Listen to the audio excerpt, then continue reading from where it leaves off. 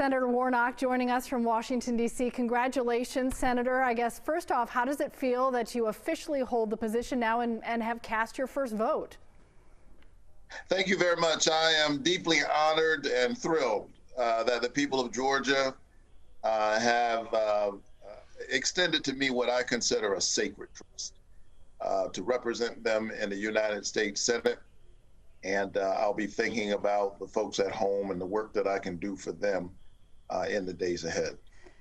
It was just a few minutes after the swearing in that you all got right to work. What is the atmosphere in the Senate as the balance of power has now changed? Is there good energy? Is it welcoming, or is there tension there?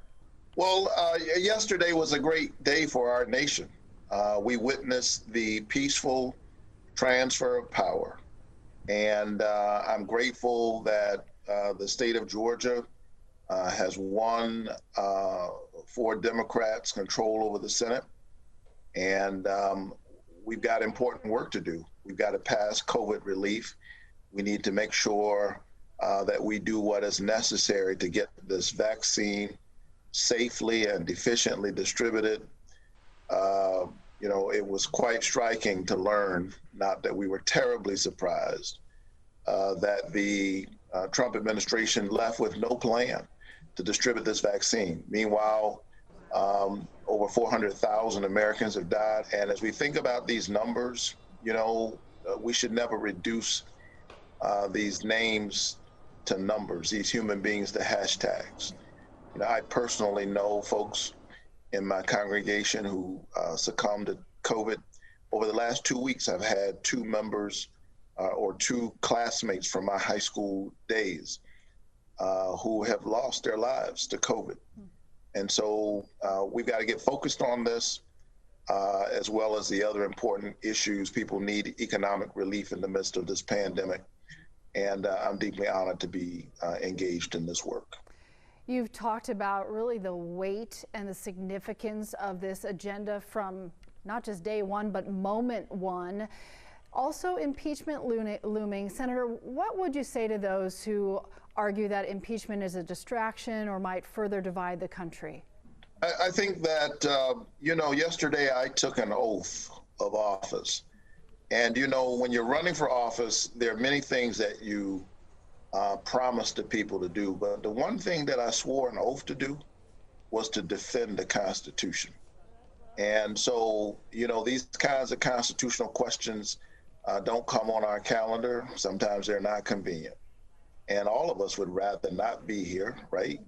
But here's where we are. And I think that we have to somehow find a way to walk and chew gum at the same time, get the aid that the people of Georgia need, and at the same time, be true to our oath of office. So I intend to listen as once the evidence is presented, to be an impartial juror and to render a decision.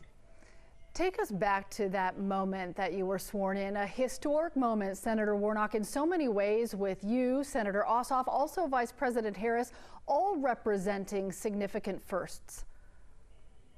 Indeed. You know, the great thing about America is that we always have a path to make our country greater.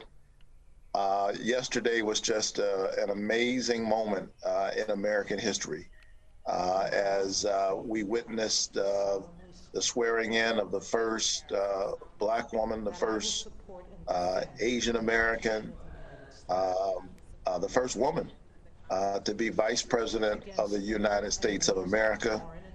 She then swore me in to the United States Senate, a Latino, my colleague, Mr. Padillo, and John Ossoff. So it's an amazing moment when you consider the arc of our history. And this is what America is about. We are a country great, not in spite of our diversity, but because of our diversity. And we've got to make sure that the representation has meaning and substance as we put forward legislation that takes seriously the issues and the concerns of all of our communities. Before you go, you've said you'll be spending a lot of time in Atlanta moving forward, right? Oh, absolutely. I think it's important to stay connected, not just to the people of Atlanta, but in Georgia. I am really clear that I am here to represent the people of Georgia. That's what I intend to do. And you can't represent the people unless you're in conversation with the people. We know you've got to get back to work, so thanks so much for the time. We look forward to talking to you again. Senator Raphael Warnock, live from Washington, D.C. Thanks a lot. Thank you very much.